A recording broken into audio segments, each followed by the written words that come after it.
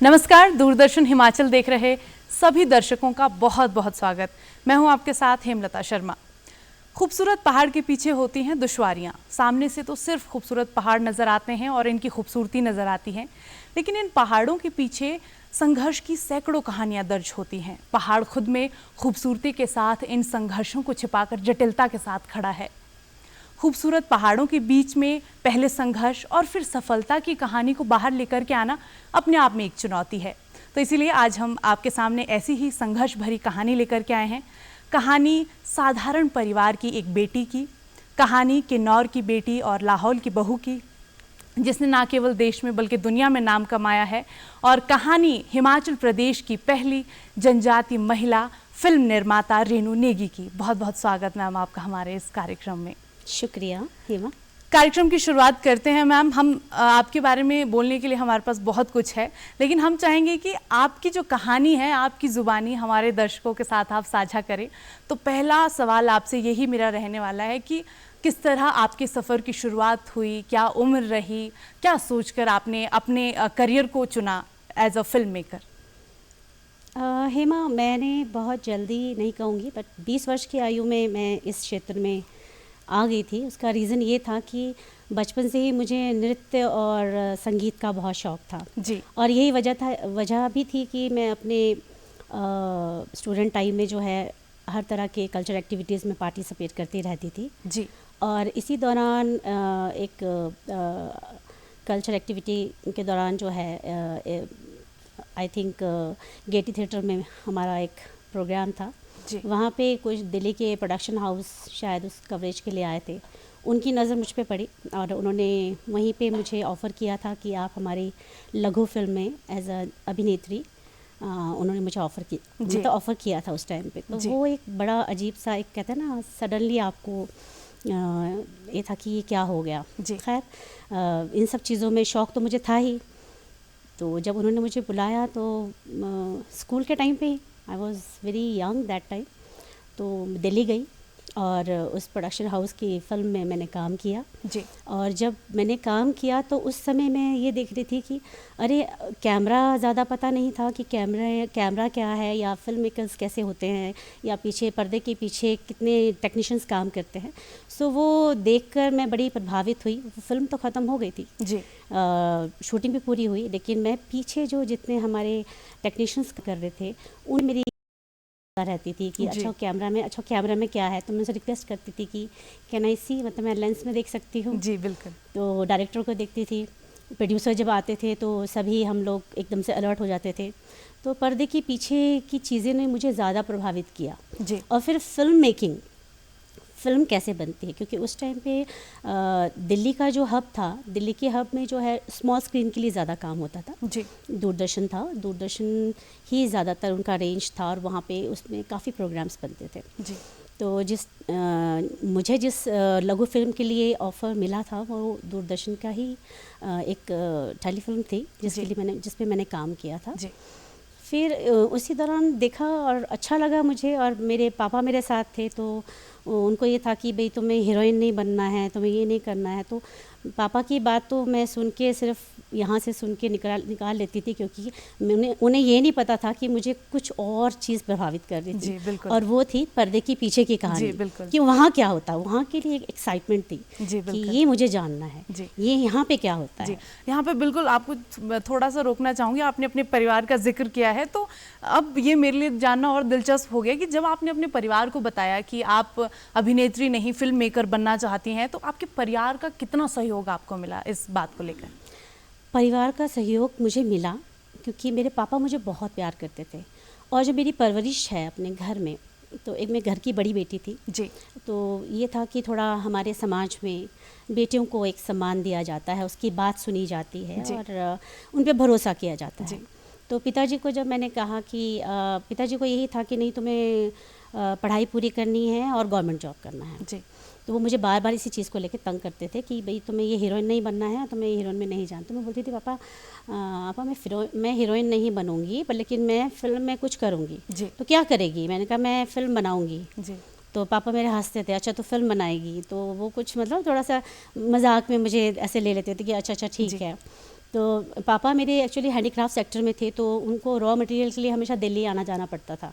तो दिल्ली से क्या था, हिमाचल से दिल्ली का कनेक्टिविटी मेरे फादर का सही था, तो वही था कि पापा से मैं ज़िद करती थी कि पापा मैंने जाना है।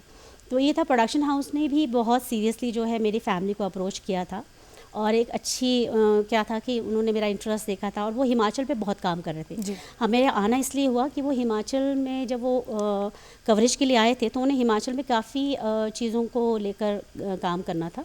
तो फोक डांसेस उस टाइम पे क्या था, जब मैं शूट कर रही थी तो उन लोगों ने कुछ लोकल फोक पे भी काम किया था। तो जब वो मैंने एडिटिंग के दौरान देखा उनके टेबल पे, क्योंकि मुझे डबिंग के लिए भी बुलाया गया था, कुछ डबिंग का काम था, तो वहाँ पे मैंने जब एडिट देखा तो हमारे हिमाचल प्रदेश कुछ डॉक्यूमेंट्रीज़ बन रही थी, तो उन्होंने कहा, वो आपस में डिस्कस कर रहे थे कि भाई इसमें थोड़ा लैंग्वेज प्रॉब्लम है, इसको हमें सबटाइटलिंग करनी है, तो ये जब तक हमें कोई ट्रांसलेटर नहीं मिलेगा तो बड़ा मुश्किल हो जाएगा। तो वो डायरेक्टर जो थे वहाँ बैठे हुए थे, तो उन्होंने मुस्कुरा के मेरी तरफ देखा, कहते हैं रेनू आपको ये समझ आ रहा है क्या बोल रहे हैं? तो नेचुरली आप पहाड़ के हैं और पहाड़ी लैंग्वेज में जो वो चीज़ गा रहे थे, तो मैंने उन्हें बताया कि ये चीज़ें बोल रहे हैं। कहते वेरी गुड। तो उन्होंने एक्चुअली एज अ ट्रांसलेटर भी ले ली कि चलो ठीक है, ये बता रही है तो यहीं पे सब टाइटल्स बना लेते हैं। तो मैंने देखा सब टाइटलिंग कर रहे थे, फिर वो जो हैंड्स की मूवमेंट है, जो डांसेस को कट कर रहे थे, तो मुझे बड़ा इंटरेस्टिंग लगा। मैं एडिटिंग बैठे रही, तो डायरेक्टर ने मुझे देख के कहा कि बेटा आप बोर तो नहीं हो रहे हो? मैं कहा नहीं सर। तो क्या तुम बड़े इंटरेस्ट से देख रहे हो? वरना जनरली तो ये होता है कि एडिटिंग में सब बोर हो जाते हैं। तो फिल्म की कटिंग एक्चुअली जो फिल्म टेबल पे बनती है, तो वहीं पे एक इंटरेस्ट जग गया था कि यार ये काम तो बड़ा इंटरेस्टिंग है कि आप शूट करके लाएं और फिर आप बैठ के जो अपने स्क्रिप्ट के अनुसार जो बनाएं। तो मुझे उस टाइम बड़ा ईजी गोइंग सा लगा कि ये अच्छा है कुछ। बिल्कुल। आपने सोचना कब ये शुरू किया कि फिल्म के ज़रिए या फिर छोटी छोटी क्लिप्स के ज़रिए आप लोगों को संदेश दे सकती हैं, उनकी समस्याओं को सबके सामने लेकर के आ सकती हैं? आपकी पहली फिल्म और कब आपने ये सारी चीज़ें शुरू की, इसके बारे में थोड़ा सा बताएं। शुरुआत ये थी कि मुझ पे अपने परिवार की जिम्मेवारियाँ थी जी, और मैं अपने परिवार के लिए, स्पेशली अपने पिताजी के लिए कुछ सपोर्ट करना चाहती थी जी। उनको मैं अपने घर के हालात देखती थी। जब मैं इस इंडस्ट्री में जब गई थी पहली बार, जब मैंने एक्ट किया था, तो मुझे अच्छा शुल्क मिला था जी। तो इतना समझ आया था कि इस क्षेत्र में पैसा भी है, अच्छा है कि आप अपना करियर बना सकते हैं। तो वहाँ पे जो डायरेक्टर थे, उन्होंने मुझे कहा कि हमने हिमाचल में कुछ थोड़े से और प्रोग्राम करने की, क्या आप उसे कोऑर्डिनेट करेंगी? मैंने कहा sir yes I will do. जब वो यहाँ शूट के लिए आए, जब उन्होंने बनाया, तो सारी चीज़ समझ आ गई थी कि फ़िल्म मेकिंग के लिए साधन की ज़रूरत है। वो साधन लेकर मैं आई और मैंने एक डॉक्यूमेंट्री बनाई। इसकी कहानी बहुत लंबी है, शॉर्ट में बताती हूँ कि मैंने फोक डांसेस का ही सोचा। मैंने भी एक फोक डांसेस पे एक वीडियो बनवाई और बना के मैं सीधा दूरदर्शन चले गई। वो जैसे भी एक्सेप्ट हुई और फिल्म को अच्छी लगी कि हिमाचल प्रदेश उस टाइम पे ज़्यादा लोग जानते नहीं थे। क्या रीजनल लैंग्वेज में या फिर रीजनल कंटेंट में ही आपने वो फिल्म बनाई थी? नहीं, फिल्म नहीं थी वो। स्टार्टिंग में कहूँगी कि जैसे फोक आर्ट एंड कल्चर जी, फोक डांसेस के ऊपर था ना। फोक डांसेस मैं लेकर गई थी, तो folk dances of Himachal Pradesh जी का मैं कॉन्सेप्ट लेकर गई थी। तो वो कॉन्सेप्ट उनको बड़ा टच कर गया था जी। तो नेचुरली उसमें ये था कि सब टाइटलिंग थी, वो चीज़ें हमें समझ आती थी सारी चीज़ें। मैं जब दिल्ली गई थी शूट के दौरान, तो स्टूडियोज़, इक्विपमेंट, टेक्नीशियंस, वो सभी चीज़ों से संपर्क मेरा हो गया था जी उस दौरान, जिस दौरान मैं जाती रही जी। तो ये फिर वहीं से मेरी फ़िल्म की शुरुआत हुई। छोटी छोटी फिल्में बनानी शुरू की, तो उसमें रॉयल्टीज़ मिलती थी, अच्छा पैसा मिलने लगा। तो 1 से 2, 2 से 3। फिर मेरा ये था कि पिताजी ज़्यादा जाने नहीं देते थे, तो हिमाचल प्रदेश में बहुत सारी चीज़ें थी जी। एक अच्छे मेंटर्स भी मिले थे मुझे कि आप इस सब्जेक्ट पे काम कीजिए, आप इस पे कीजिए। तो वो छोटी छोटी मैंने फिल्में बनानी शुरू की, और वो फिल्में जो है वो शॉर्ट फिल्म्स कहूँगी मैं, शॉर्ट फिल्में जितनी थी वो फिर जब टेलीकास्ट होने लगी तो मुझे भी अच्छा लगता था, रिव्यू बहुत अच्छा आता था। क्योंकि उस टाइम पे फिल्म को लेके, डॉक्यूमेंट्रीज़ को लेके, आर्ट एंड कल्चर के प्रोग्राम्स को लेके इतनी अवेयरनेस नहीं थी। लोग फिक्शन को ज़्यादा प्रमोट करते थे जी। तो वो चीज़ें जब मैंने की, तो हिमाचल है ही हमारा इतना खूबसूरत कि स्टार्ट मैंने वहाँ से किया था, तो काफ़ी कॉन्फिडेंस आया कि अच्छा मैं इससे और भी अच्छा कर सकती हूँ जी। बिल्कुल। तो वो शॉर्ट फिल्में, छोटी छोटी फिल्में बनानी शुरू हुई। वो बनाते बनाते कब ये एक मतलब आपको एक रास्ता दिखा कि नहीं, इसमें बहुत अच्छा करियर बन सकता है। बिल्कुल। और इसमें कोई शक नहीं है कि आपने अपना करियर नहीं बनाया है, राष्ट्रीय स्तर पर आपको पहचान मिली है। हमारे दर्शकों को बता दूं कि नेशनल पुरस्कार से भी रेणु नेगी जी को सम्मानित किया जा चुका है। उस बारे में अब हम बात कर लेते हैं। तो कौन सी वो फिल्म थी जो आपको राष्ट्रीय पुरस्कार से सम्मानित किया गया, और आपको कैसा लगा जब आपने इतने बड़े सम्मान को लिया? आपने एक बहुत ही छोटी जगह से, मैं कहूँगी कि बहुत छोटा प्रदेश है हिमाचल प्रदेश, वहाँ से आपने शुरू किया और अपने एकदम आदिवासी कल्चर को प्रमोट करने के लिए आपने शुरू किया। तो जब आप वहाँ पहुँची तो आपको कैसा महसूस हुआ, इस बारे में थोड़ा सा बताएं। अगर मैं ये राष्ट्रीय पुरस्कार की बात से अगर शुरुआत करती हूँ तो हेमा, मेरा प्रोफाइल बन चुका था क्योंकि मैं काफ़ी आदिवासी ट्राइबल्स पे मैं डॉक्यूमेंट्रीज़ बना चुकी थी, और इस अवार्ड से पहले भी मैंने जब जितनी जो फिल्में बनाई थी उसके लिए मुझे बहुत प्रोत्साहित किया गया, मुझे एप्रिसिएशन सर्टिफिकेट्स मिले हैं और मुझे काफ़ी अच्छा एक कहते हैं ना, एक अच्छा आपको प्लेटफॉर्म मिल चुका था। तो इसी दौरान ये था कि हमारे इंडिया मतलब हमारे देश में नेशनल जो है याक रिसर्च सेंटर है, ये गवर्नमेंट ऑफ इंडिया के पास ही था जी। तो वहाँ के डायरेक्टर ने मुझे संपर्क किया था कि मैम आपने जो है ये ट्राइबल्स पे बहुत काम किया है, हम एक याक पे डॉक्यूमेंट्री बनानी है, क्या आप हमारे लिए करेंगे? मैंने कहा यस श्योर। तो याक मेरे लिए एक्साइटेड था क्योंकि हम लोग तो याक से अच्छे से वाकिफ़ हैं जी। बिल्कुल। तो जब मुझे पता चला कि याक पे जो है रिसर्च हो रहा है, एक रिसर्च सेंटर है और इतना अच्छा मौका मिला, मैंने कहा जी मैं करूँगी। जब उसको शूट करने के लिए हम गए थे तो बजट नहीं था इतना ज़्यादा, लेकिन वो सब्जेक्ट मुझे इतना कैच किया था क्योंकि ऑलरेडी मैं काम कर रही थी, तो इतनी नॉलेज थी कि ये टॉपिक अच्छा है, सब्जेक्ट अच्छा है, इसे अच्छे से करना है। तो जो साधन थे, जो अब मैं कहूँगी कि as a technical point of view से मैंने उसको बेस्ट करने की कोशिश की जी। और वो जब फिल्म बनी तो मुझे भरोसा था कि फ़िल्म बहुत अच्छी बनेगी। जब बनी तो जो हमारे जिनके लिए हमने फ़िल्म बनाई थी वो भी बहुत खुश थे कि बहुत अच्छी फ़िल्म बनी है। तो मेरे जितने भी मेरे टीम के लोग थे उन्होंने मुझे कहा कि मैम ये फ़िल्म बहुत अच्छी बनी है, क्यों ना इसको हम अवार्ड के लिए भेजें। तो ये होता ना आपकी टीम, आप अपनी टीम से, मैं अपनी टीम से बहुत प्यार करती हूँ। जब उन्होंने सब ने मुझे कहा कि मैम इस फिल्म को ना हम भेजते हैं, यहाँ पे एक मतलब नेशनल लेवल का साइंस फेस्टिवल भी होता है फिल्म का, तो मुझे लगा कि अच्छा ठीक है, गोवा फिल्म फेस्टिवल में नहीं तो national science film festival of India में तो भेज ही सकते हैं। तो बस वो एक बोलते हैं बहुत जनरल वे में मैंने भेजा था। तो और कुछ टाइम के बाद मुझे एकदम से आया कि वो शॉर्ट लिस्ट हुई है, तो बड़ी एक्साइटमेंट हुई, अच्छा शॉर्ट लिस्ट हुई है। तो शॉर्ट लिस्ट होकर जब मैं वहाँ पे गई तो लास्ट मोमेंट तक पता नहीं था कि होगा, लेकिन जब वहाँ पे आपके रिस्पांस में थोड़ा सा लग रहा था कि पॉजिटिविटी है, और वो याक की जो फिल्म थी वो याक पे हमारे साइंटिस्ट और ये याक रिसर्च सेंटर है वो क्या काम कर रहे हैं, वही उस पर ही डॉक्यूमेंट्री पूरी बनी है। बिल्कुल बिल्कुल, और इसके लिए आपको सम्मानित किया गया है। हमारे दर्शकों को ये भी मैं बताना चाहूँगी कि रेणु नेगी की जो उड़ान थी वो केवल हिमाचल तक सीमित नहीं रही, उसके बाद इन्होंने कई ऐसे राज्य थे जहाँ पर काम किया। तो नेगी जी, आपसे ये जानना चाहेंगे कि हिमाचल तो आपका अपना राज्य है, आपका घर है, यहाँ पर लोगों से सहयोग भी आपको मिला होगा, अपनापन भी आपको मिला होगा, लेकिन जब आप किसी दूसरे राज्य में इस तरह की फिल्में करने गई तो कितना अंतर आपने पाया हिमाचल में काम करना और बाहर जाकर काम करने में?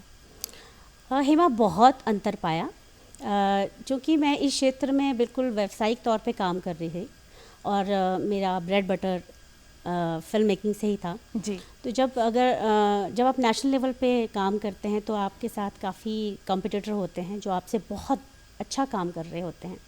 तो आप जब कंपटीशन में जाते हैं तो कुछ चीज़ें मुझे बाद में समझ आई कि हिमाचल में अगर मैं रही तो हिमाचल को ही दिखाने से आप राष्ट्रीय लेवल पे जो है अपनी एक पहचान नहीं बना सकते हैं। तो मैंने रुख किया कि चलिए बाहर जाएं, तो मैंने पूर्वी अपने जो नॉर्थ ईस्ट की तरफ मैंने रुख किया।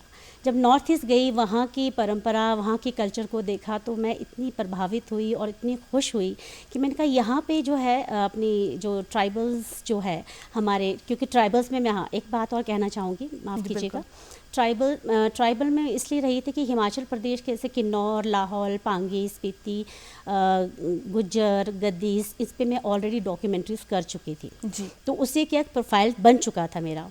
तो मुझे फिर ट्राइबल फिल्म के लिए ऑफ़र्स आने लगे जी। तो नॉर्थ ईस्ट से मुझे ऑफ़र आया, मुझे मध्य प्रदेश से भी ऑफ़र आए, तो मैंने विभिन्न जो है और नए नए सेक्टर्स पे मैंने काम किया, अलग अलग टॉपिक पे मैंने काम किया, उनके आर्ट एंड कल्चर को लेके उनके डेवलपमेंटल प्रोग्राम्स मैंने काफ़ी सारे किए।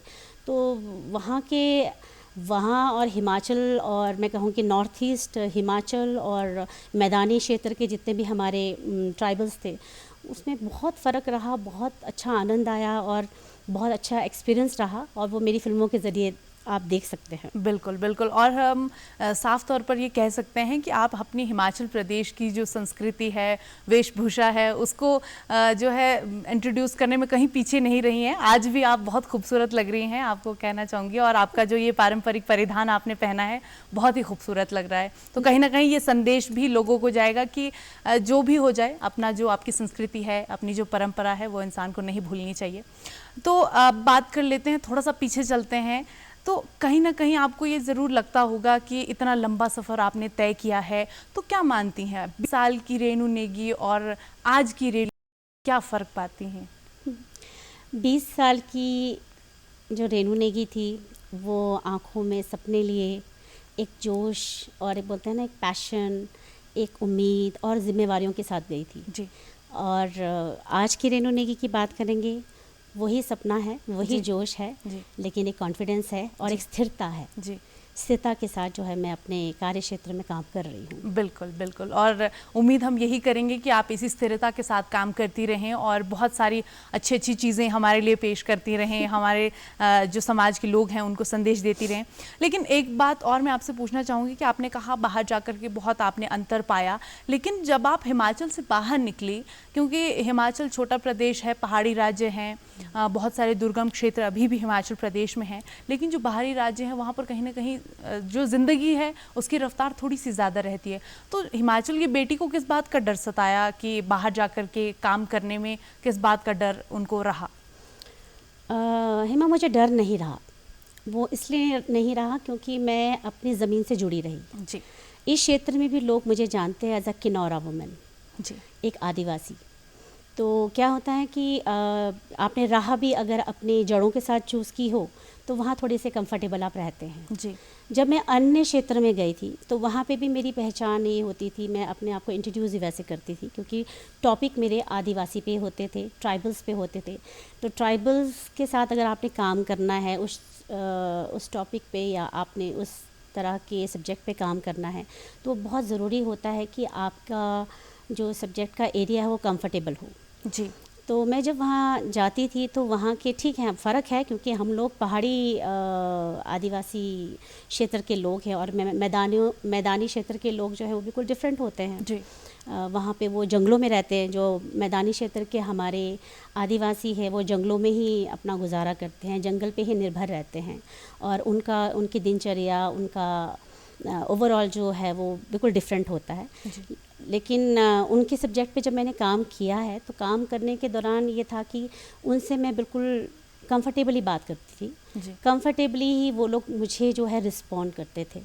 तो यही वजह थी कि जो टॉपिक पे मैंने जितने भी टॉपिक पे काम किया है वहाँ के मैदानी क्षेत्र में, तो अपने आप को स्थिर रख के, अपने आप को साथ लेके, तो डर कभी नहीं लगा, बहुत मज़ा आया, बहुत कंफर्टेबली काम किया और बहुत अच्छा रिस्पांस भी मिला मुझे। बिल्कुल। और हमारे दर्शकों को ये भी बता दूं कि रेणु नेगी जी ने हिमाचल प्रदेश के जो टूरिज़्म है उसको भी बहुत ज़्यादा प्रमोट किया है कहीं ना कहीं। तो इसको लेकर के भी आपने बहुत सारी फिल्म्स बनाई हैं। क्या मानती हैं कि हिमाचल प्रदेश का जो टूरिज़्म है उसको कितने शिखर तक पहुँचाया जा सकता है? देखिए, हिमाचल प्रदेश है ही इतना खूबसूरत और हिमाचल प्रदेश में टूरिज़्म का स्कोप बहुत है, वो हम सभी जानते हैं। जी। जहाँ, क्योंकि आज की डेट में आप देखें कि हिमाचल प्रदेश मतलब पहाड़ों में जाना, इस पहाड़ों का आनंद उठाना, वहाँ की ताज़ी हवा और वहाँ की आबो हवा में अपनी ज़िंदगी गुजारना, हर मतलब कहूँगी कि पूरा वर्ल्ड जो है आपका इस क्षेत्र में जाके, इस जगह में जाके आनंद उठाना चाहता है। बिल्कुल। ये था जब मैं अपनी जब राह में चल रही थी तो उस दौरान मुझे ये ज़रूर पता था कि एक संचारक के रूप में जिस भी आप क्षेत्र में काम कर रही है वहाँ पे अच्छा क्या हो सकता है। तो हिमाचल में टूरिज़्म का काफ़ी अच्छा स्कोप था, तो मुझे लगा कि अगर मैं अपनी फ़िल्मों के ज़रिए, डॉक्यूमेंट्री के ज़रिए टूरिज़्म को अगर प्रमोट करूँ, टूरिज़्म रिलेटेड फिल्में बनाऊँ, तो वो बहुत मतलब एक अच्छा रहेगा। तो मैंने वो टॉपिक जो था टूरिज़्म पे ज़्यादा फोकस इसलिए रखा। जैसे होम स्टे मैंने जी बिल्कुल 2016 में ही उसको मैंने इंट्रोड्यूस कर दिया था। उससे पहले मैंने ताबू मोनेस्ट्रीज़ को मैंने जो है ताबू मोनेस्ट्री जो है हमारा, उसको मैंने इंट्रोड्यूस कर लिया था। किन्नौर वाज वेरी रिच, हमारा इतना कल्चर बिल्कुल है, बिल्कुल तो उनके कॉस्ट्यूम, उनकी ज्वेलरी, उनकी हर चीज़ को मैंने प्रमोट कर दिया था। जी तो हिमाचल प्रदेश में सिर्फ टूरिज़्म के साथ साथ वहाँ हमारा कल्चर भी इतना रिच है, बिल्कुल तो वो कल्चर भी तो दिखाना ज़रूरी था। बिल्कुल तो बिल्कुल मेरे पास बहुत सारे ऑप्शंस थे हिमाचल को लेके, और हिमाचल में तो मैं अभी भी आज की डेट में भी हिमाचल के इतने सारे टॉपिक मेरे पास है। अभी मैं ऑलरेडी इतने सारे टॉपिक पे काम कर ही रही हूँ। हिमाचल कभी छूटा नहीं है। बिल्कुल बिल्कुल। अगर आंकड़ों की अगर हम बात करें तो अभी तक जब आपने सफ़र शुरू किया था और अभी तक के सफ़र में कितनी फिल्में आप कर चुकी हैं, शॉर्ट फिल्म, डॉक्यूमेंट्री, सभी अगर ऐसे अनुमान लगाया जाए? जी, अगर पूरा अनुमान लगाए तो 100 तो मैं करीब कर मतलब आंकड़ा पार कर ही चुकी जी, होंगी। 100 बहुत तो मैं खूब, कर ही बहुत चुकी खूब। हूँ। जी इसमें मैंने काफ़ी डॉक्यूमेंट्रीज़ बनाई हैं, शॉर्ट फिल्म्स बनाई हैं, एंड फ़िक्शंस में मैंने बहुत काम किया है पहले शुरुआती दौर पे। जी तो डॉक्यूमेंट्री में मुझे बहुत मज़ा आता है, जी। क्योंकि आप बिल्कुल बोलते हैं ना कि ज़मीनी तौर पे जाके आप ग्रास रूट लेवल पे जाके काम करते हो। जी आपकी जो स्टोरी है, आपकी जो अवेयरनेस है, आपकी जो डेवलपमेंट है, या आप किसी भी चीज़ को दर्शाना चाहते हो, तो वहाँ पे जो आपके किरदार है वो आपके रूबरू होते हैं, और वो मतलब ओरिजिनल होते हैं। तो उनके पास कोई डायलॉग नहीं है, कुछ नहीं है, लेकिन आप वो पूरी स्टोरी डेवलप करके उनके ज़रिए जो है, अपनी फ़िल्म के ज़रिए जो है उस बात को दर्शाते हैं। जो डॉक्यूमेंट्रीज बनाने का जो आनंद है वो बिल्कुल डिफरेंट है। जी उसमें आप ऐसी चीज़ों को दर्शाते हैं जिस चीज़ के बारे में लोग सोच नहीं सकते हैं, जानते नहीं हैं। तो एक एज अ क्रिएटिव आप उसको कितनी खूबसूरती से उसे दर्शाते हैं, समझाते हैं, और उसके बारे में अवेयर कराते हैं, तो वो चीज़ एक बहुत आनंदमय है। बिल्कुल। और कई ऐसे संदेश आपने अपनी फिल्मों के ज़रिए दिए हैं। रेणु जी, एक बात और मैं आपसे पूछना चाहूँगी। पुरुष प्रधान समाज में महिला होना चुनौती है, और जनजातीय महिला होना उसमें दोगुनी चुनौती हो जाता है। तो इस सफ़र में कहीं आपको लगा कि आपका जो हौसला है वो टूट रहा है, या फिर आपको लगा कि बस अब रुक जाना चाहिए यहीं पर? हेमा, हौसला तोड़ने की कोशिश तो बहुत रहती है, वो आज भी है।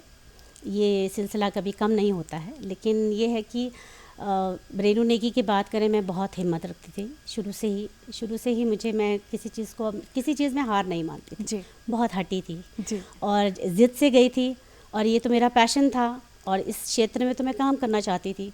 तो ये हमेशा रहा है कि पुरुष प्रधान के बीच में अकेली ही महिला होती थी, और अकेली ही सारी चीज़ों को मैं मैनेज करती थी।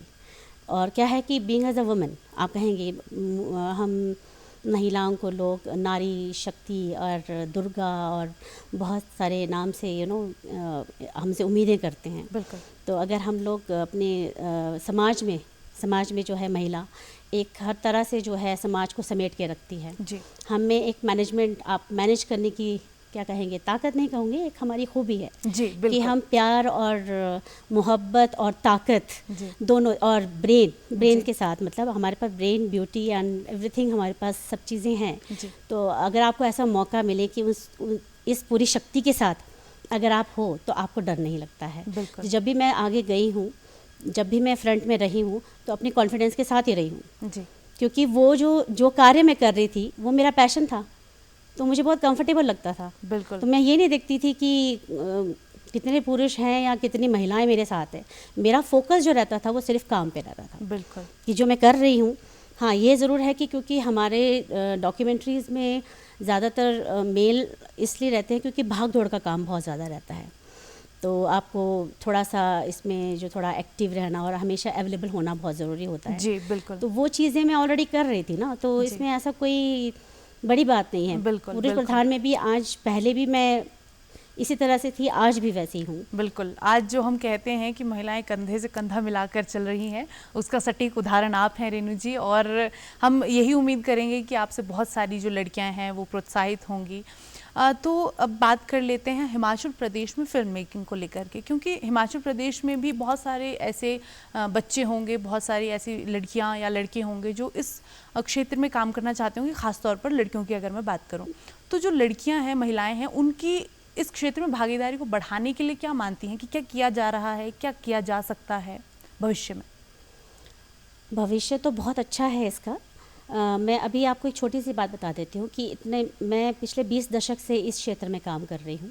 और चूँकि मैं राजधानी में रही तो वहाँ पे मेरे बाहर के लोगों से ही ज़्यादा संपर्क रहा। पैंडेमिक के बाद मैं अभी हिमाचल में अभी कुछ 2-3 सालों से यहाँ पे आई हूँ। तो आने के बाद मुझे पता चला कि हमारे हिमाचल प्रदेश में भी बहुत टैलेंट है, बहुत टैलेंटेड यंगस्टर्स हैं जो इस क्षेत्र में काम करना चाहते हैं।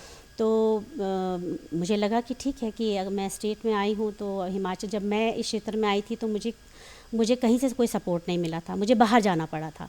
अब यहाँ पे ऐसा मौका था कि मैं आके अपने लोगों के लिए कुछ कर सकती थी। तो मैंने उसी दौरान जो है मुझे पता चला कि यहाँ पे कुछ टैलेंट है। उस टैलेंट में से मैंने संपर्क किया और उन्हें इनवाइट किया और अपने प्रोडक्शन हाउस में काम करने का मौका दिया। और आप यकीन नहीं मानेंगे कि जो मेरी अभी करंट जितनी फिल्में बनी हैं हिमाचल बेस्ड, मैंने उसमें हिमाचल के टैलेंट को ही प्रमोट किया है। एक 2 भाई बहन हैं जो बहुत ही टैलेंटेड हैं, सुशील मेहता एंड सुमी मेहता। तो आप देखिएगा जो मेरा करंट प्रोजेक्ट है, उन्होंने बहुत बेहतरीन काम किया है। और इस क्षेत्र में महिलाएं बहुत अच्छा कर सकती हैं। मैं उनको एक स्पेशल संदेश देना चाहती हूँ कि ज़रूरी नहीं है कि आप हीरोइन बने और आप कैमरे के सामने ही आएँ। कैमरे के पीछे, पर्दे के पीछे आप एक टेक्नीशियन के रूप में आ सकती हैं। आप एक कैमरा वुमन बन सकती हैं। आप इस क्षेत्र में आके आपको बहुत आनंद आएगा क्योंकि विजुअल मीडिया है, स्क्रिप्ट में बहुत अच्छा है। आप एक अच्छी एडिटर बन सकती हैं। आप बहुत सारे हमारे टेक्निकल फील्ड में जो है महिलाएं बहुत अच्छा कर सकती हैं। और मैं स्पेशली कहूँगी अपने हिमाचल प्रदेश की जितने भी न्यू टैलेंट है, ऑलरेडी वो लोग काम कर रहे हैं, उनको मैं बहुत सारी शुभकामनाएं देती हूँ और उन लोगों ने बहुत अच्छा काम किया भी है। तो आप सारी यंगस्टर जितनी लड़कियां हैं, प्लीज़ गर्ल्स जितनी हैं, आप लोग आइए, बहुत स्कोप है, पर्दे के पीछे बहुत अच्छा करियर है, बहुत अच्छा शुल्क है। आप आइए और मैं तो कहूँगी कि प्लीज़ आइए, लेकिन फ़िल्म को पढ़ के आइए। ये नहीं कि आप जैसे हीरोइन के लिए चलो ठीक है, आपकी शक्ल अच्छी है और आप लैंग्वेज नॉलेज है, लेकिन टेक्निकल फील्ड में आज की डेट में अगर आप अपनी पढ़ाई पूरी करके आएँ और फिल्म को पढ़ के आएंगे तो आपका यहाँ इसमें करियर बहुत ब्राइट है। जी बिल्कुल बिल्कुल। और अगर इस चीज़ को अच्छे से समझा जाए, सीखा जाए तो इसमें बहुत अच्छा भविष्य किसी का भी बन सकता है। बात परिवार की कर लेते हैं। और क्या लगता है कि काम के साथ बच्चों को संभालना, अपना परिवार को संभालना कितना चुनौतीपूर्ण रहा? चुनौतीपूर्ण बहुत होता है, बिकॉज़ एज अ प्रोफेशनली आप जब बाहर होते हैं तो बाहर की चीज़ों को संभालने में ही आपकी बहुत एनर्जी चली जाती है जी। और उसके बाद फिर आप एक माँ हैं, एक बेटी हैं और आप एक बहू भी हैं और एक आप पत्नी भी हैं। तो वो जो उम्मीदें होती हैं उस उम्मीदों पे भी खरा उतरने के लिए आपको थोड़ा सा अपने आप को इतना हिम्मत जुटाना पड़ता है कि नहीं, वो भी आपकी ज़िम्मेवारी है और आपको उसे भी निभाना है। तो उसे अच्छे से, अगर आप अपने परिवार से प्यार करते हैं, आप अपने काम से प्यार करती हैं, तो ये सब चीज़ें करनी कोई मुश्किल नहीं है, आसान होती हैं जी। तो इसी तरह से मैंने निभाया और मेरे परिवार का सहयोग मुझे रहा। मैं इस मामले में काफ़ी लकी रही हूँ कि मेरे माता पिता भी मुझे बहुत सपोर्ट करते थे जी। और जो मेरे जीवन साथी आए हैं, जो मेरे हस्बैंड हैं डॉक्टर रमेश चंद्र जी, उन्होंने भी मुझे बहुत कभी रोका नहीं जी। और अपने मेरे 2 प्यारे प्यारे बच्चे हैं, जी। उनको मैं पूरा भरपूर टाइम देती हूँ। जी।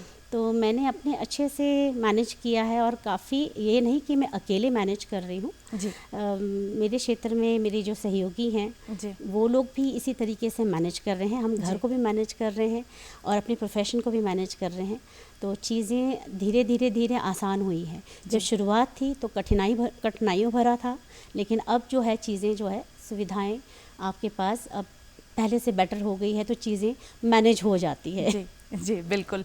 चुनौतियां तो हर क्षेत्र में होती हैं, लेकिन मैम आपसे ये जानना चाहूँगी कि बतौर महिला इस क्षेत्र में क्या केंद्र बिंदु मानती हैं जिनको आप ये समझती हैं कि बहुत ज़्यादा ये समस्या है इस क्षेत्र में महिलाओं के लिए? कुछ एक पॉइंट्स जो आपको लगे हों कि ये बहुत समस्याएं किसी भी महिला के लिए इस क्षेत्र में काम करने के लिए। इस क्षेत्र में काम करने का एक चीज़ मैं ज़रूर बताऊंगी कि हमारे क्षेत्र में समय का कोई पाबंद नहीं है कि to 5 आप काम करेंगे। जी इस क्षेत्र में वक्त जो है आपका बहुत कीमती है, जी और जब आप किसी डेडलाइंस में होते हैं, जब आप क्रिएटिव फील्ड में होते हो तो आप खो जाते हैं। जी तो उस टाइम पे ये नहीं होता है कि 6 बज गए हैं तो आपको जाना है, या 12 बज गए हैं तो अब आप नहीं जाएंगी। जी तो फिल्म क्षेत्र में और मीडिया क्षेत्र में मैं कहूँगी कि आपको टाइम के लिए थोड़ा सा लिबर्टी देनी पड़ेगी। जी। तो ये थोड़ा सा होता है चैलेंजिंग। दूसरा ये है कि क्योंकि आप पुरुषों से संपर्क करती हैं, अगर आप खूबसूरत हैं और आप टैलेंटेड हैं और आप रात के 12-1 बजे अगर आप चीज़ें जा रही हैं, तो वहाँ पे आप अपने आपको बोल्ड होना भी तो पड़ेगा। बोल्ड होने के लिए ज़रूरी नहीं होती है कि महिला जो है हमेशा ही बोल्ड हो। आप अपने काम में निपुण हो सकते हैं, लेकिन कहीं ना कहीं कुछ डर तो लगता है कि रात को निकलना है, रात को जाना है, रात को हम कैसे मैनेज करेंगे। तो महिलाओं में ये ज़रूर होता है कि जैसे मैं अपना अनुभव बताती हूँ कि मैं जब दिल्ली में रहती थी, शुरुआत में जब घर नहीं थे, मैं अपने रिश्तेदारों के घर पे रहती थी। तो जब मैं एडिटिंग के लिए रात रात में जब बाहर रहती थी, तो उनकी आंखों में एक बड़े सवालात होते थे कि कहाँ थी, इतनी देर क्यों लगाई, ये सारी चीज़ें हैं। लेकिन अब ये मेरी पहले की बात है, पहले का आपका अनुभव बता रही हूँ कि अब समय बहुत चेंज हुआ है। जी बिल्कुल। मीडिया और फिल्म को लेके तो हम महिलाओं के लिए सिर्फ समस्या थोड़ी सी ये रहती है बीइंग एज अ वुमेन कि अगर आप सब चीज़ों से प्यार करती हैं और आप सब चीज़ बहुत गुडी चाहती हैं, तो उसके लिए थोड़ा सा मेहनत करना पड़ता है। बिल्कुल। और थोड़ा सा कॉम्प्रोमाइज़ भी करना पड़ेगा आपको। बिल्कुल बिल्कुल बिल्कुल। तो जैसे आपने जिक्र किया कि जो आपका प्रोफाइल है वो इस तरह से बन गया था कि आपने ट्राइब की जो चीज़ें हैं वो बहुत ज़्यादा की थी, वो चाहे फोक डांस हो, चाहे वो परिधान हो, चाहे वो आपकी ज्वेलरीज हो। तो क्या आप खुद एक जनजातीय क्षेत्र से संबंध रखती हैं? ये उस वजह से आपको लगाव उस चीज़ से या और वजह रही कि आपने अपनी जो करियर की शुरुआत है वो इस तरह की कि सारी जो फिल्में हैं वो जनजातीय क्षेत्र से जुड़ी रहीं? नहीं, मुझे बहुत प्रभावित की, क्योंकि जब शुरुआत में अन्य ट्राइबल्स के बारे में ज़्यादा इतनी जानकारियाँ थी नहीं मुझे ना, क्योंकि मैं हिमाचल में थी। अब मैं खुद इसी समाज से बिलोंग करती हूँ, तो मैं सब चीज़ें अपनी तरह से ही सोचती थी। जी बिल्कुल। लेकिन मुझे ये नहीं पता था कि ठीक है, हिमाचल के ट्राइबल्स और लद्दाख के ट्राइबल्स में फ़र्क है, क्योंकि वहाँ का माइनस टेम्परेचर ज़्यादा स्ट्रॉन्ग है हमारे इससे। जी। तो वो चीज़ें मेरे को लद्दाख में बड़ी प्रभावित की। जब जम्मू कश्मीर और जब मैं ये नॉर्थ ईस्ट गई, तो नॉर्थ ईस्ट में मेरे लिए एक अलग बात थी। जब मैं आदिवासी टॉपिक पे जब मैंने काम करना शुरू किया हेमा, तो मुझे धीरे धीरे बहुत इंटरेस्ट जागा। मैं सिर्फ उनके आर्ट एंड कल्चर या उनकी ज्वेलरीज, उनके बाकी सब चीज़ों से तो प्रभावित होती थी, लेकिन एक संचारक के रूप में मैं जो काम कर रही थी अपनी फिल्मों के ज़रिए, मैं क्या करूँ, क्या कर रही थी अपनी फिल्मों के ज़रिए, मैं एक अवेयरनेस ला रही थी समाज में अवेयरनेस के साथ साथ एक संदेशा भी दे रही थी कि डेवलपमेंट, देखिए कुरीतियाँ हैं, समस्याएं हैं, बहुत सारी चीज़ें हैं, फिल्म में आप दिखा दीजिए। देखिए एक तरीका हमारा भी है कि समस्याएं हैं तो समस्याओं के साथ समाधान भी हो रहे हैं। तो समाधान कितनी अच्छे तरीके से हो रही हैं। अगर आपको एक्सप्लॉइट किया जा रहा है तो वहाँ पे वुमेन एम्पावर भी तो हो रही हैं। जहाँ पे वुमेन एम्पावर हो रही है तो वो कैसे हो रही हैं, और उन्होंने अपने क्षेत्र में क्या क्या किया है, और उन्हें ऊपर लाने के लिए किन लोगों का सहयोग रहा। तो इस तरह से जो मेरी फिल्में आदिवासी जितने भी मैंने जो ट्राइबल्स पे की है, उनके डेवलपमेंट पे ज़्यादा काम किया है। जी। आर्ट कल्चर या उनके कॉस्ट्यूम्स, उनके आप ज्वेलरी की बात करें, वो तो था ही खूबसूरत। जी बिल्कुल। लेकिन उनका अपना समाज है ना, अपने समाज में वो कितना डेवलप कर रहे हैं, क्या उन्हें वो सब चीज़ें मिल रही हैं। अगर हम एक डिजिटल अपने समाज की बात कर रहे हैं, तो क्या वो वहाँ तक पहुँचा है? अगर पहुंचा है तो वो उसकी सुविधा किस तरह से ले रहे हैं, कौन उन तक पहुंचा रहा है, साधन क्या है, कनेक्टिविटी क्या है, कहाँ से वो इस सब चीज़ों को ले सकते हैं। तो वो एक अपनी फिल्म के ज़रिए हम लोग बाकी सारे जो उनके आसपास के जो लोग हैं उनको हम लोग एक प्लेटफॉर्म देते थे कि अगर आपको और अच्छी चीज़ें करनी है, क्योंकि वहाँ पे शिक्षा की कमी होती है, वहाँ पे साधन की कमी होती है, तो उनको उन तक कौन पहुँचा रहा है? जी, उन तक पहुँचा तो कोई रहा है ना। तो वो हमारी सरकार, हमारी गवर्नमेंट इस क्षेत्र में बहुत अच्छा काम कर रही है। जी। पूरा देश उन्हीं पे टिका है। तो उनकी जितनी स्कीम्स होती है, पॉलिसीज़ होती है, उनकी जितनी भी अच्छी चीज़ें हैं जो वुमेन के लिए है, बच्चों के लिए है, तो हम दृश्य और प्रचार के ज़रिए, मतलब डॉक्यूमेंट फिल्म्स के ज़रिए और शॉर्ट फिल्म्स के ज़रिए जो है अपनी बात जो है वो संदेशा वहाँ तक पहुँचाते हैं। जी। तो एक विजुअल मीडिया से बहुत सारी चीज़ें जो है आसान होती है। तो इस तरह से मैंने मतलब आदिवासी क्षेत्र में और आदिवासियत पे जो काम किया, बहुत इन्जॉय किया। बिल्कुल। और मुझे बहुत प्यार मिला बहुत इज्जत मिली और उनकी जो चीज़ें, उनकी समस्याओं का समाधान भी हम लोगों ने करवाया है। जी बिल्कुल, क्योंकि एक कम्युनिकेटर के ज़रिए, क्योंकि मैं गवर्नमेंट ऑफ इंडिया के लिए बहुत ज़्यादा काम करती थी, प्रसार भारती के लिए। I am very thankful to Prasar Bharati कि हमारे जैसे फिल्म मेकर को उन्होंने एक बहुत अच्छा प्लेटफॉर्म दे रखा है, जहाँ पे जाके हम अपनी कला का प्रदर्शन कर सकते हैं, अपनी क्रिएटिविटी को दिखा सकते हैं। मैं उसका उदाहरण हूँ कि पिछले 20 दशक से मैं इस क्षेत्र में काम कर रही हूँ। तो मैंने एज अ कम्युनिकेटर काम किया है, डेवलपमेंट को लेके बहुत प्रचार किया है और समस्याओं को भी दिखाया है, उसका समाधान भी दिखाया है। चूँकि मैं आदिवासी ही समाज से बिलोंग करती हूँ, तो मेरा यही था इंटरेस्ट हेमा कि जितने हमारे देश के ट्राइबल्स हैं, क्यों ना उन पे काम करूँ और उनको जितना बेस्ट मैं दे सकती हूँ दूँ, और वो चीज़ जो है लोगों तक पहुँचाऊँ कि हमारी जो ट्राइबल्स होते हैं वो कितने खूबसूरत होते हैं। बिल्कुल बिल्कुल। और जो आपका परिश्रम है वो देखते ही बनता है। और आपकी जो फिल्में हैं उनसे एक बहुत खूबसूरत संदेश हमारे लोगों के बीच में है, और बहुत सारी चीज़ें शायद लोग नहीं जानते होंगे जो आपके फिल्मों के माध्यम से लोगों ने जानना शुरू की होंगी। तो अब मुझे लगता है कि आपके इस सफ़र के हर छोटे छोटे पहलू पर नज़र डालनी चाहिए। तो आपसे एक मेरा ये निजी सवाल है, मेरी रुचि का सवाल है, मैं आपसे पूछना चाहूँगी कि जब आप कहीं शूट के लिए बाहर जाती हैं तो क्योंकि बहुत नेचुरल लोकेशन, नेचुरल लोग, उनको कन्विंस करना कितना मुश्किल आपके लिए रहता है कि आप इस तरह नहीं, ये सारी चीज़ें आप बताइए, क्योंकि अच्छा कम्युनिकेशन स्किल सबके पास हो ये ज़रूरी नहीं है। तो आपको कितना मुश्किल होता है उनको कन्विंस करना, उनसे बातचीत करना बाहर जा कर के, ख़ासतौर पर हिमाचल से बाहर? हेमा, इससे पहले जो आपने मुझे सवाल पूछा था ना कि बीइंग एज अ वुमेन आपको कितना चैलेंजिंग रहा, जी, अब मैं इसका जवाब आपको देती हूँ कि बिल्कुल नहीं। आप महिला हो ना, ये चीज़ें करनी मेरे लिए बड़ा आसान रहा। जी, मैं उनके साथ बड़े इजीली कम्युनिकेट कर लेती थी। बीइंग एज अ वुमेन आपको एक रिस्पेक्ट मिलती है, आप कहीं पे भी जाते हैं। हमारे समाज में जो अगर आप महिला आप हैं तो वो एक आदरणीय हैं। तो मेरे लिए उनको संपर्क करना और उनसे कम्युनिकेट करना ज़्यादा आसान रहा। यही वजह है कि मैं कह रही हूँ कि हमारी जितनी यंगस्टर्स हैं, हमारी जो नई पीढ़ी है जो इस क्षेत्र में अपना भविष्य बनाना चाहते हैं, और लड़कियों के लिए बहुत अच्छा स्कोप है। आप आइए, क्योंकि जो चीज़ें मुश्किलें हैं हम मुश्किलों को बहुत चुटकियों में आसान कर देते हैं। जी बिल्कुल, बहुत कंफर्टेबली चीज़ें कर लेते हैं। तो मेरे लिए तो बहुत अच्छा रहता था कि मेरे पूरे टीम में सारे जेंट्स होते थे और मैं अकेली महिला होती थी, और मुझे ही, क्योंकि मेरा सब्जेक्ट है, मेरा टॉपिक है, तो वो उसमें आपको क्या होता है कि आप में एक जुनून भरा होता है कि मुझे करना है। अगर आप पहल करोगी तो आपको एक रिस्पेक्टली आपको वेलकम किया जाता था। तो वो चीज़ें मेरे लिए हमेशा आसान रही है बीइंग एज अ वुमेन। तो मैं अपनी बाकी वुमेन के लिए भी ये कहूँगी कि इस क्षेत्र में जो है मुश्किलें नहीं आती हैं, आपकी मुश्किलें आसान होती हैं।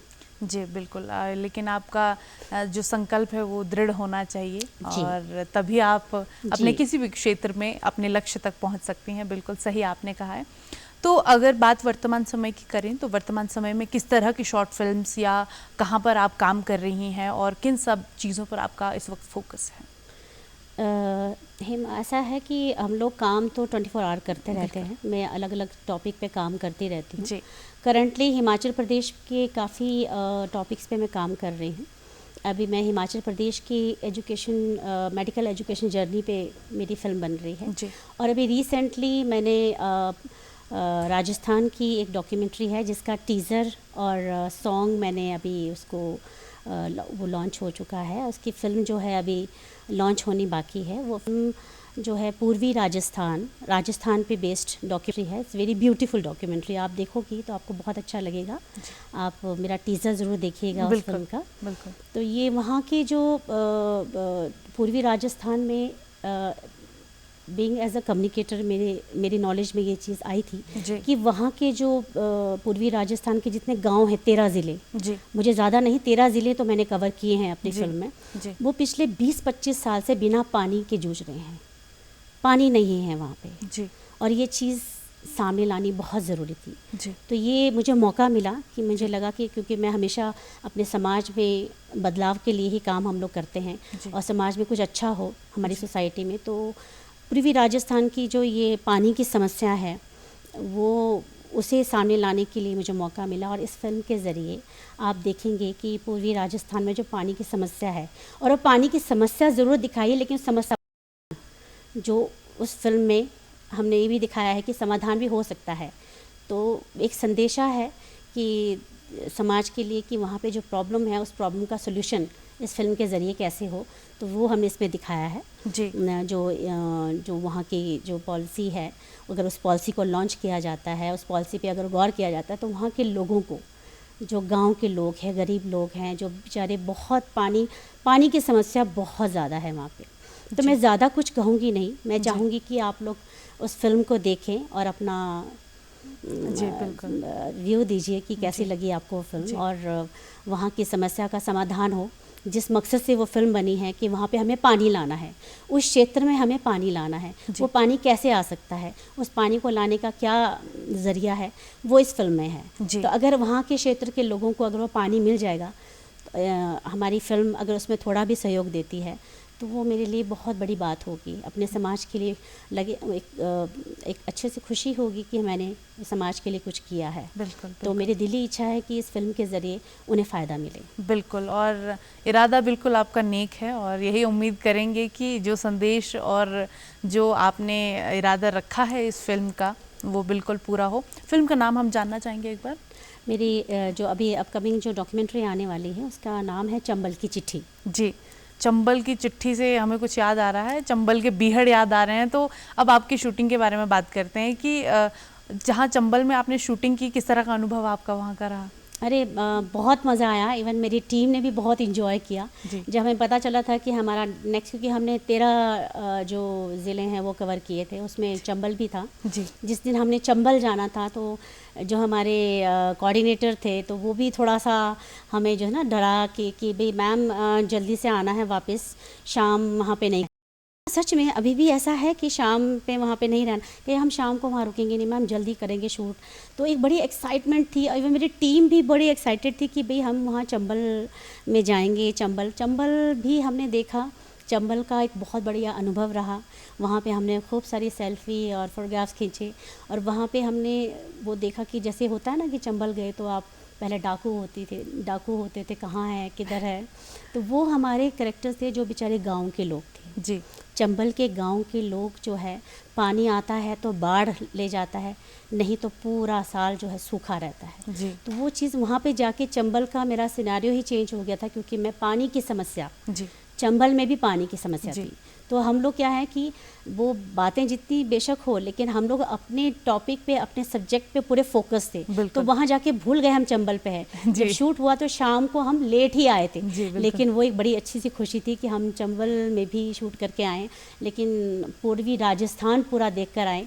पूर्वी राजस्थान को अपनी पूरी फिल्म के ज़रिए दिखा रहे हैं, वो सबसे ज़्यादा हमारे लिए एक मतलब एक्साइटेड रहा। बिल्कुल बिल्कुल। और आपसे अब ये चीज़ जानना चाहेंगे कि जब आपने अपने सफ़र की शुरुआत की थी, तकनीक इतनी ज़्यादा एडवांस्ड नहीं थी और इक्विपमेंट्स इतने ज़्यादा एडवांस्ड नहीं थे, तो तब काम करने में और आज काम करने में कितना फ़र्क देखती हैं? जो काम आज सोशल मीडिया ने इतना रेवोल्यूशन ला दिया है कि हर चीज़ विजुअल मीडिया जो है वो बहुत आसान हो गया है। जी। तो मैं ये कहूँगी कि ये जो आज सोशल मीडिया जो काम कर रहा है, ये आज मतलब मैं कहूँगी, मैं तो 20-25 साल पहले ये काम कर रही थी। जी, 20-25 साल से हम मतलब यही रीज़न था कि साधन नहीं थे ना, उस टाइम पे इस तरह के साधन नहीं थे। बहुत हैवी इक्विपमेंट्स होते थे, बहुत कॉस्टली होते थे, या तो वो मुंबई में अवेलेबल थे जी, या वो दिल्ली में अवेलेबल थे। तो दिल्ली जाना ज़रूरी पड़ता था, या आपको मुंबई जाना बहुत ज़रूरी था, क्योंकि फ़िल्म की बात जब होती थी तो साधन तो वहीं पे है। तो वो साधन के लिए हम बाहर जाते थे, तो बड़ी परेशानी होती थी, क्योंकि बहुत बड़े बड़े हैवी इक्विपमेंट आपको 10-10, 12-12 लोग साथ में लेके जाना पड़ते थे। क्योंकि अगर आपको एक स्टैंड भी उठाना है तो वो भी इतना हैवी होता था कि एक आदमी सिर्फ स्टैंड उठा के जाएगा। तो साधन जो थे, पहले के साधन बहुत टफ थे, और उनको ले जाना, हाँ, उस टाइम पे मैं डॉक्यूमेंट्रीज़ करती थी।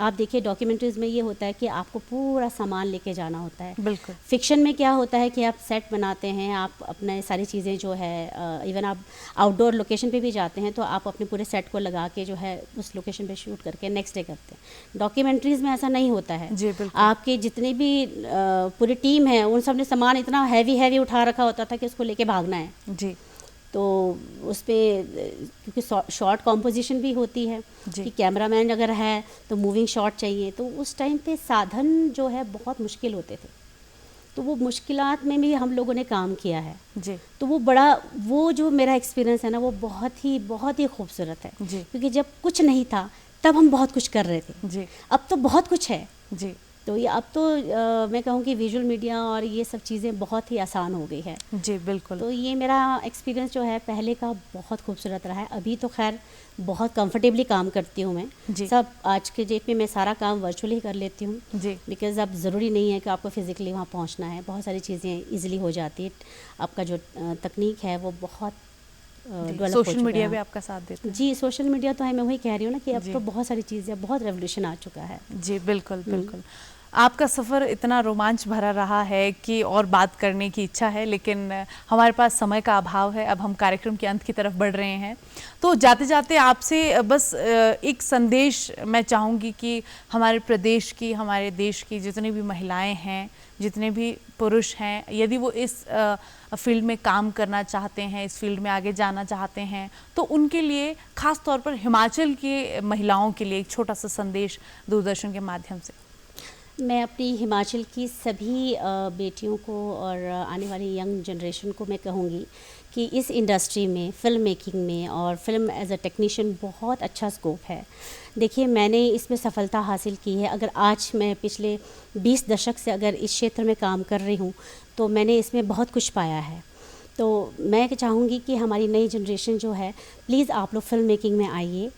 पर्दे के पीछे बहुत अच्छा स्कोप है। सारी जो लड़कियां हैं, वो लड़कियां मतलब महिलाएं, स्पेशली मैं अपने हिमाचल की सारी कुड़ियों को बोलूँगी कि आप लोग इस इंडस्ट्री में आइए। और बीइंग एज ए सीनियर, मैं आप लोगों को एक मेंटर की तरह सहयोग दे सकती हूँ, आप लोगों को एक राह दिखा सकती हूँ, आपको बता सकती हूँ कि इसमें आप अपना करियर किस तरह से डेवलप कर सकते हो।